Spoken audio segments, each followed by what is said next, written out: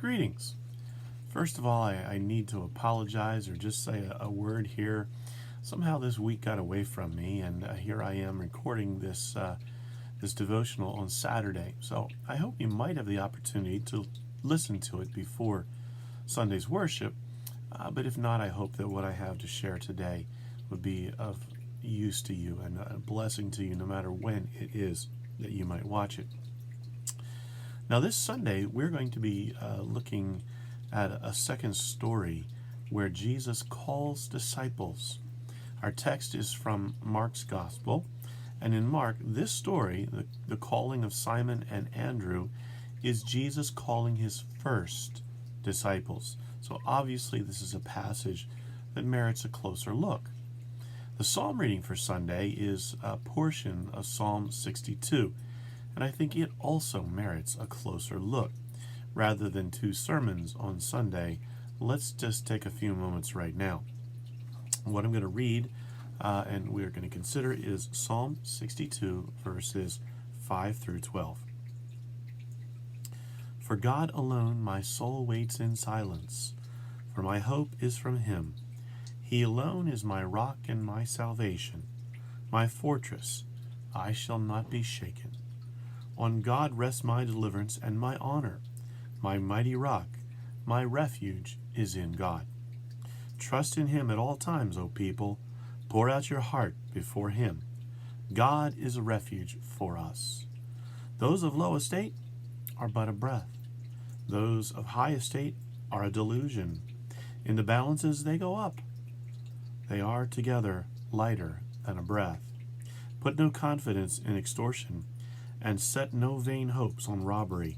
If riches increase, do not set your heart on them. Once God has spoken, twice have I heard this, that power belongs to God. And steadfast love belongs to you, O Lord, for you repay to all according to their work. Now, in worship on Sunday, we are going to read this passage leading into our prayer time, and it's with this context in mind that I would like to consider the passage here. Over the centuries upon centuries since Jesus ministered, since he came, was born into the world, walked the earth, and ministered, so much has been written on the topic of prayer, so much has been said. I think that there are a couple reasons for that. Number one, prayer is so vital to us as believers, as followers. And two, so very many struggle with prayer one way or another at some time or another in their life. Our passage in Psalm 62 has, I think, a couple important things to say that we can apply to the subject of prayer. If we begin with verse 5, for God alone my soul waits in silence.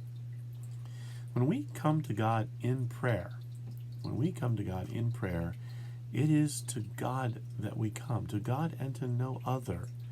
But you and I know many very often multitask throughout their day, and sometimes that multitasking might actually find its way into our spiritual practices as well. And attention is divided between different things. We're on one level we're praying, but there's still things going on in our mind and our heart. Sometimes many things. But here the psalmist reminds us that we wait on God. And maybe to help you to do this, to wait on God, to shed the distractions, to shed the things that get in the way, try a little silence. Oftentimes when people enter into a conversation, they just begin talking right away. Ooh, can't wait. And they jump right into it. Just take a beat, step back, pause, and be silent for a little bit as you enter into your time of prayer. And let those things that trouble you, let those things that are filling your mind or worrying you in one way or another, let them wash over, let them wash through you, that you can be fully present for God. Often we come to God in prayer, and it's a constant stream of thought and word from us. Prayer is very often described as a conversation between us and God. Conversations are two-way. talking and listening. To listen, you have to be silent. So silence can be helpful as we come to God in prayer, and silence can be helpful throughout our practice of prayer. We wait on God. The psalmist says we wait on God, God alone, even in silence, because verse 5 continues, our hope is in Him. Verse 6 and verse 7 summarize that. Our hope is in Him. The one who knows God finds in Him so much. Let me just read for you again 6 and 7. He alone is my rock and my salvation, my fortress. I shall not be shaken. On God rests my deliverance and my honor. My mighty rock, my refuge, is God. Note, these are things that are only found in God. So we wait on God patiently. We wait in silence. We're waiting on Him because in Him there is hope, hope for things that can only come from God. He is the source. There is so much more that we could pull out of Psalm 62, out of these passages, but I'm going to stop right there. I hope these couple thoughts are helpful for you in the practice of your prayers in coming days. In your prayers in coming days, think of this. How is it that you come to God in prayer? How is it that you enter into that time? How is it that you enter into that conversation? And how is it that you conduct yourself through that conversation? How do you come? How do you approach God? And how do you conduct yourself? And why? Why do you come to God in prayer? Are the answers to any of these questions anything like what we see in Psalm 62? If not, maybe that needs to be a matter of prayer itself. Attitude, intention, understanding, self-awareness, all of these can help us to go deeper in our prayer life, deeper in our conversations with God. As we spend time with God in prayer, I pray that God would draw you closer to Him in every way, and pray that for yourself. Pray that God would draw you closer to Him in every way. Pray for our country as well. Pray for our country with new leadership facing many problems and issues that have deep, deep roots, things that go back not just months and a couple years, but some of these things back many, many years.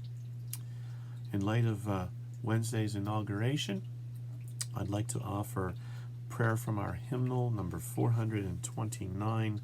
It's entitled For Our Country, to close today. Would you quiet your heart? Let's be silent before God and pray.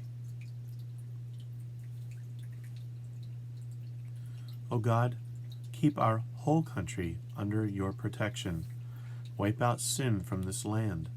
Lift it up from the depth of sorrow. O Lord, our shining light, save us from deep grief and misfortune. Lord of all nations, bless us with your wisdom, so that the poor may not be oppressed and the rich may not be oppressors. Make this a nation having no ruler except God, a nation having no authority but that of love. Amen. Amen. And God's peace be with you.